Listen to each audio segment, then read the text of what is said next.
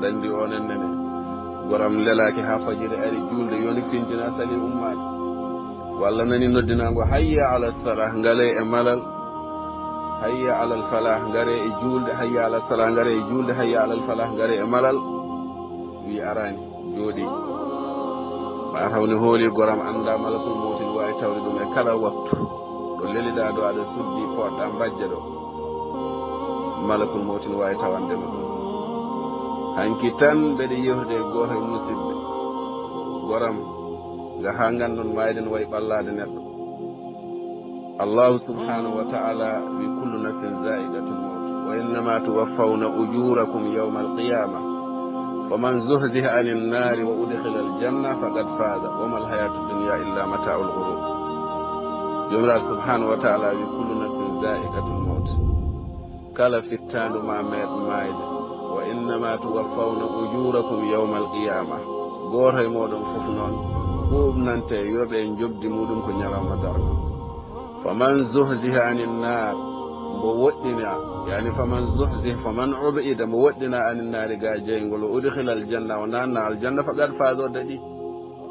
وما الحياة الدنيا إلا متاع الغرور بندرا بجول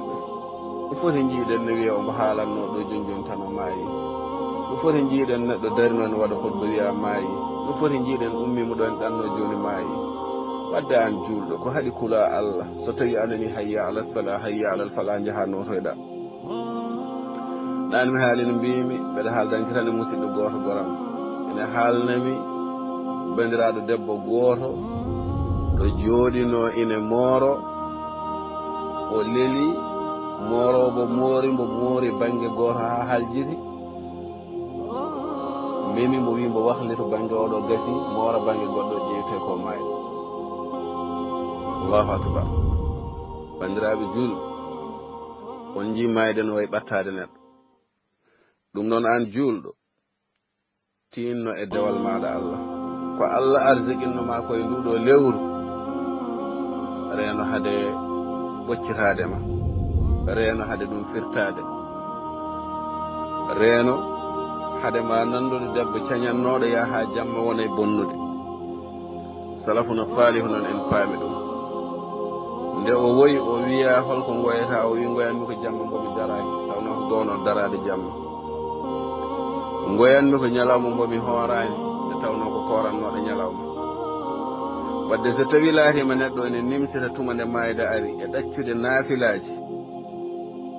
fama balukum bi nadamatin man dayya al fara'id wadde ƴeewen oɗo mo gandanɗare ma ko jeeɓiɗo farillaji o kam hoto hucci wadde bandiraɓe julɓe fa anan inna shahra ramadan yajibu an yuwadda'a bil istighfar wa talabil qabul ine waddi e meɗen nduɗo lewru korka nde eɗen mbaynodira e mayru mbaynodira ene mayru e imsinade Allah e ñaagade yo Allah jaɓan men faqad kana salafu salihu yad'una Allah 6 ashhurin an